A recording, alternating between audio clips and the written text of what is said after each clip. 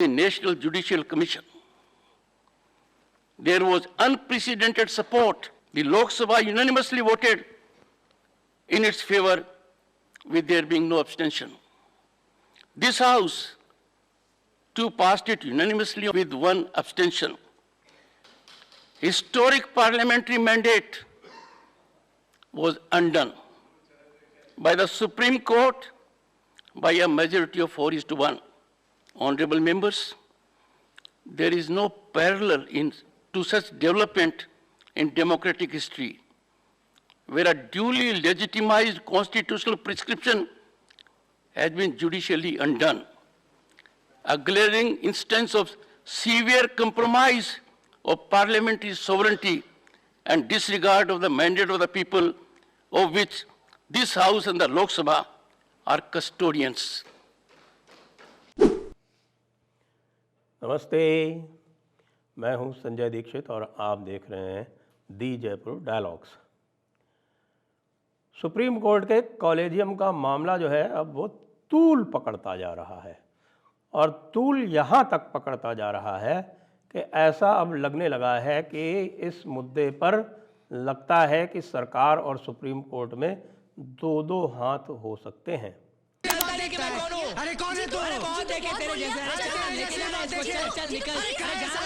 आपको याद होगा सबसे पहले इसको लॉ मिनिस्टर ने उठाया था और उसके बाद फिर उसके ऊपर प्रतिक्रिया दी थी जस्टिस संजय किशन कौल ने, और ये कहा था कि भाई ये लॉ मिनिस्टर्स के रिमार्क्स जो हैं वो ठीक नहीं है। लेकिन उसके तुरंत बाद जो वाइस प्रेसिडेंट हैं ने जगदीप धनखड़, जो कि सुप्रीम कोर्ट के सीनियर एडवोकेट भी हैं, उन्होंने चीफ जस्टिस ऑफ इंडिया की उपस्थिति में इसी मुद्दे को न केवल हाईलाइट किया बल्कि ये भी कहा कि ये सुप्रीम कोर्ट जो है इसने बिल्कुल गलत किया है। ये जो लोकतंत्र है और जो लोक भावना है उसका अपमान है। अब चूंकि वो अंत में बोल रहे थे तो चीफ जस्टिस ऑफ इंडिया उसके पहले बोल चुके थे। वाइस प्रेसिडेंट का जो दर्जा है प्रोटोकॉल में वो चीफ जस्टिस से ऊंचा है, तो चीफ जस्टिस के पास उसको रिस्पॉन्ड करने का कोई अवसर नहीं था। अब कल जो है वाइस प्रेसिडेंट साहब ने राज्यसभा में बैठकर अपने पहले भाषण में इस पूरे मुद्दे को पूरी तरह से खोल दिया है, ओपन कर दिया है और इस स्थिति में ला दिया है कि अब उन्होंने एक प्रकार से न्यायपालिका को राज्यसभा से चुनौती दे दी है। क्या कहा उन्होंने? उन्होंने यह कहा कि यह जो NJAC का जो कानून जो पारित किया गया था, दोनों सदनों से पारित हुआ था, जिसमें लोकसभा में वह पूरी तरह से सर्वसम्मति से पास हुआ था, एक भी उसमें एब्सटेंशन भी नहीं था, और राज्यसभा से भी सर्वसम्मति से पास हुआ था, एक एब्सटेंशन था। और उसके बाद फिर 24 स्टेट गवर्नमेंट्स ने, राज्य सरकारों ने उसको रेटिफाई किया था, उस पर अपनी सहमति जताई थी। भारत के पूरे इतिहास में कोई भी कॉन्स्टिट्यूशनल अमेंडमेंट, संविधान संशोधन बिल इतने बहुमत से पारित नहीं हुआ, और सुप्रीम कोर्ट ने 4-1 की मेजॉरिटी से उसको पलट दिया। वाइस प्रेसिडेंट साहब ने जो बात कही है वो अत्यंत महत्वपूर्ण है।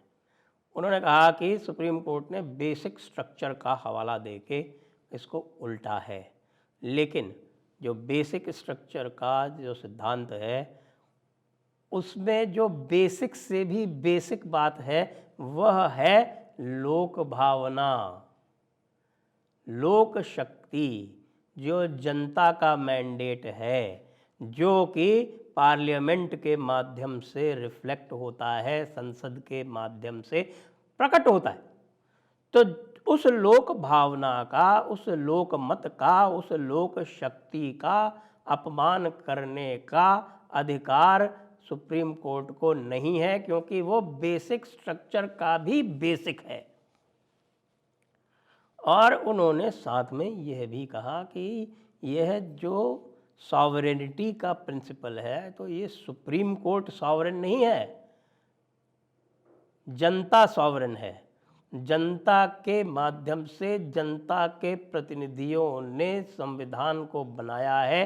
संविधान को संशोधित करने का अधिकार भी जनता को है और जनता अपना अधिकार निहित करती है। जनता के प्रतिनिधियों में सुप्रीम कोर्ट कोई नहीं होता है कि वो अपने हाथ में इस तरह की शक्तियां ले ले।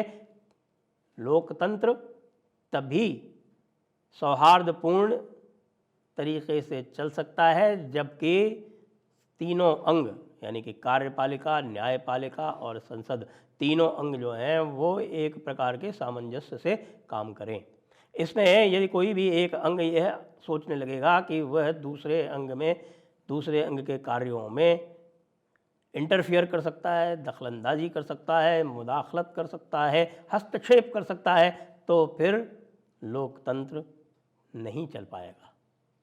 उन्होंने सुप्रीम कोर्ट के जो आजकल की रीति नीति है जिसमें वो कार्यपालिका के लगभग हर कार्य में हस्तक्षेप करने का प्रयास करता है, उसके ऊपर पूरी तरह से प्रश्न चिन्ह खड़ा कर दिया। और एक बात और भी कही, वो अत्यंत महत्वपूर्ण है, सबसे महत्वपूर्ण तो वही बात है।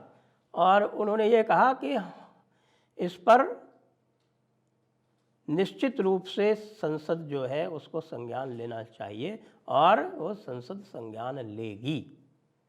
अब इस प्रकार की बात जब राज्यसभा के पटल पर राज्यसभा की अध्यक्षता करते हुए जब उपराष्ट्रपति बोले तो आप समझ सकते हैं कि ये पूरी तरह से एक प्रकार से राज्यसभा का मंतव्य तो है ही, और राज्यसभा के माध्यम से वह लोकसभा में भी ध्वनित हो रहा है। और उस ध्वनि के साथ में लोकसभा, चूँकि वह भी वहाँ तो पूर्ण बहुमत है सरकार का, तो यह एक प्रकार से एक संसद का, मैं ये कह सकता हूँ कि संकल्प बन सकता है। और यदि यह संसद का संकल्प बन सकता है तो फिर और भी बहुत सारे कार्य आगे हो सकते हैं। यहाँ तक कि संसद को अधिकार है, आपको पता है ना, कि जजेस को ऊपर, न्यायाधीशों के ऊपर सुप्रीम कोर्ट और हाई कोर्ट के न्यायाधीशों को महाभियोग के माध्यम से हटाया जाता है, और वो महाभियोग लाने का अधिकार जो है वो संसद को है। और संसद इसके बारे में नियम बना सकती है, संसद इसके बारे में कानून बना सकती है। संसद यदि चाहे तो ये सुप्रीम कोर्ट के जो उल्टे पुल्टे आदेश हैं उनको पार्लियामेंट के माध्यम से पलट सकती है। पार्लियामेंट कह सकती है कि हमारा बनाया हुआ कानून है, संसद कोई नहीं होती इसको बदलने वाली, हम इसका पालन नहीं करेंगे।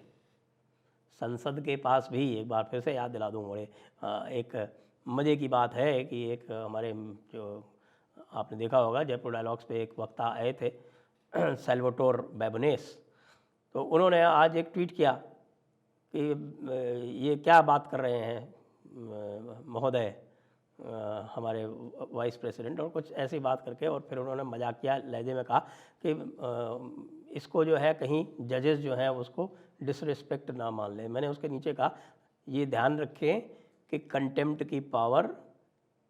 कंटेम्प्ट में सज़ा देने की पावर केवल न्यायपालिका को ही नहीं है, कोर्ट को ही नहीं है, यह अधिकार संसद के पास भी है, राज्यसभा और लोकसभा दोनों के पास भी है। इसलिए वाइस प्रेसिडेंट के ऊपर कोई रिमार्क करते समय ये ध्यान रखें। तो उन्होंने कहा कि मैं उम्मीद करता हूँ कि जो वाइस प्रेसिडेंट महोदय हैं वो इसका संज्ञान नहीं लेंगे। और सही बात ये है कि जो ये कंटेम्प्ट की पावर है वो राज्यसभा और लोकसभा ने बहुत ही विशाल हृदय से उसका एक्सरसाइज किया हुआ है। उन्होंने उसको कभी इस प्रकार से चलन में और प्रचलन में नहीं लाया जिस प्रकार से सुप्रीम कोर्ट लाता है। सुप्रीम कोर्ट तो छोटी छोटी बातों पर कंटेम्प्ट कर देता है किसी को। उन्होंने तो कंटेम्प्ट को लोगों को एक डराने के लिए, एक प्रकार से एक जिसको हम कह सकते हैं कि उनको लोगों को आतंकित करने के लिए, कार्यपालिका को आतंकित करने के लिए उसका इस्तेमाल किया जा रहा है हर छोटी बातों में। ये क्यों नहीं हुआ, हमने भेज रखा है इतने दिनों से रिकमेंडेशन, क्या किया सरकार ने, आपके रीइटरेटेड जिसको कहते हैं ना, दोबारा आपने भेजा उसको वापस भेज दिया, यानी कि आपके ये हुए उस निर्णय को मानने से इनकार कर दिया। और ऐसा मेरे विचार से पहली बार हुआ है कि जब सरकार ने स्पष्ट रूप से इनकार किया है अपने कृत्य से, अपने कार्य से यह इनकार किया है। उन्होंने कहा कि हम आपकी बात को नहीं मानते। 19 जजेस के जो नाम वापस भेजे हैं उसमें से 10 ऐसे थे जो दोबारा भेजे गए थे। और संसद और सुप्रीम कोर्ट ने यह कानून बना रखा है कि साहब कि अगर दोबारा भेजा जाएगा तो आपको करना पड़ेगा। सुप्रीम कोर्ट कौन है कानून बनाने वाला? ऐसे कानून जो सुप्रीम कोर्ट बनाता है उसके लिए पार्लियामेंट को कंटेम्प्ट जारी करनी चाहिए।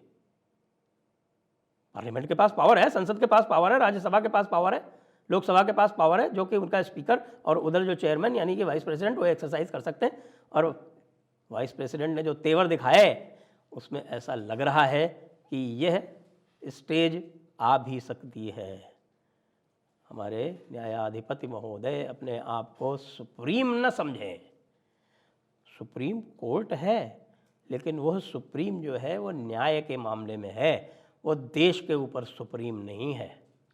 और मैं तो कई बार कहता रहता हूँ भाई, इंडिपेंडेंस ऑफ जुडिशरी जो है बेसिक स्ट्रक्चर में लिखा हुआ है, उसमें ये लिखा हुआ है कि जुडिशरी जो है वो कानून के मामले में सर्वोच्च रहेगी। उसमें ये नहीं लिखा हुआ है कि सुप्रीम कोर्ट सर्वोच्च रहेगा।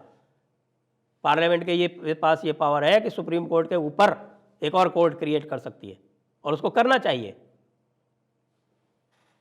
और वो एक फेडरल कोर्ट के समान होना चाहिए जिसमें तीनों अंग अपने अपने रिप्रेजेंटेटिव्स उसके में नियुक्त करें, जैसे कि इंटरनेशनल कोर्ट ऑफ जस्टिस चलता है। वहाँ पे भी जो मुख्य देश होते हैं उन देशों से रिप्रेजेंट करते हुए वहाँ पर जजेस बैठा ले जाते हैं और सारे के सारे जजेस जो हैं एक बेंच में बैठते हैं। ये नहीं कि 31 जजेस हैं और उनकी 15 बेंच बन गई अलग अलग।